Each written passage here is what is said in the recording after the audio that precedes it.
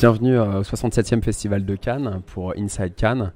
Et aujourd'hui, je vais vous présenter Déborah du Nikki Beach. Bonjour, alors je suis donc la directrice marketing événements spéciaux au niveau monde.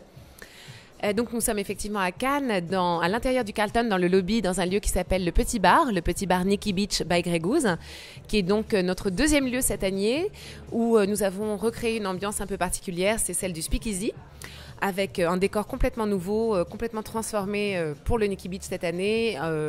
Années 20, années 30, on a un magicien, on a une bande de jazz qui vient jouer tous les soirs.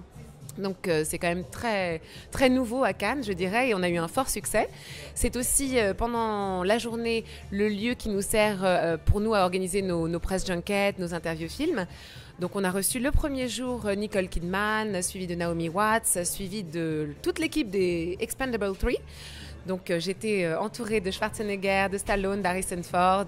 Voilà, donc ça a été très, très successful pour cela.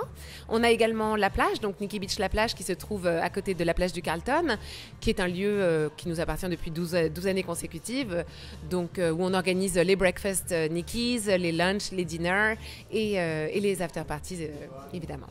D'accord, très bien. Alors effectivement, tu disais ça fait 12 ans que le Nikki Beach est présent au Festival de Cannes. Quel est le lien finalement entre le Festival de Cannes et le Nikki Beach? Quel est l'intérêt pour Nikki Beach d'être au Festival de Cannes? J'aimerais un peu que tu nous en dises un peu plus là-dessus. Alors, le premier Nikki Beach a été créé en 1998 à Miami Beach par Jack Penrod. C'est donc une société qui est familiale. Et à Nikki Beach, Miami Beach, on a eu beaucoup de succès, beaucoup de célébrités qui étaient présentes et qui forcément nous ont suivis avec la deuxième ouverture du Nikki Beach à Saint-Tropez. Donc avec l'ouverture du Nikki Beach à Saint-Tropez et le Festival de Cannes étant juste à côté, on a décidé de suivre nos célébrités et d'être donc présents dans les événements prestigieux à travers le monde.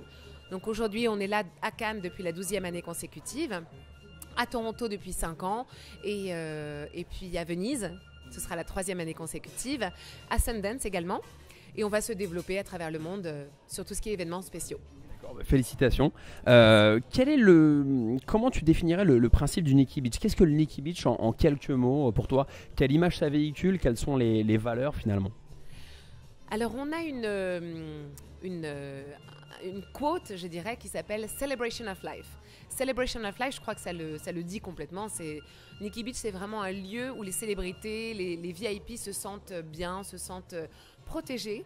Et donc, c'est un lieu pour eux où ils peuvent se relaxer, ils peuvent célébrer la vie et avec passion.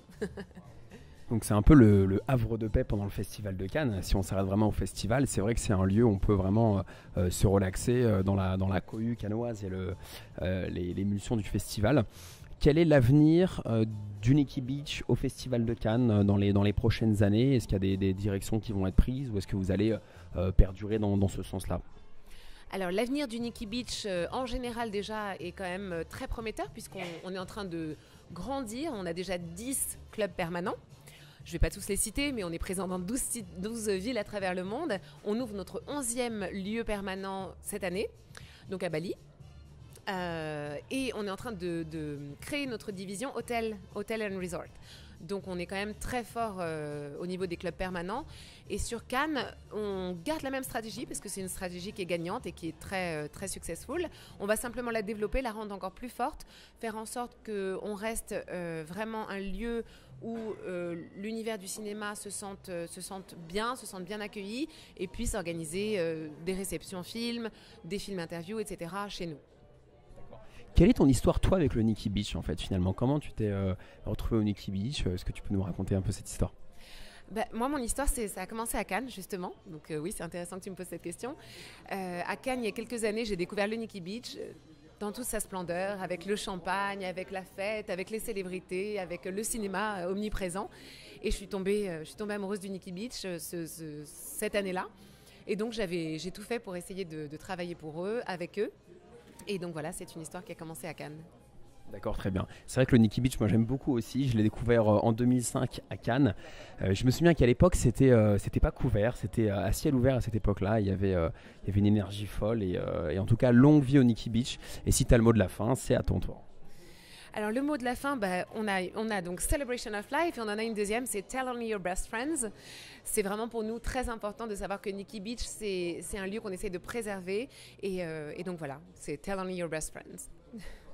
J'espère que l'histoire continuera très longtemps. Je te remercie. Merci à toi.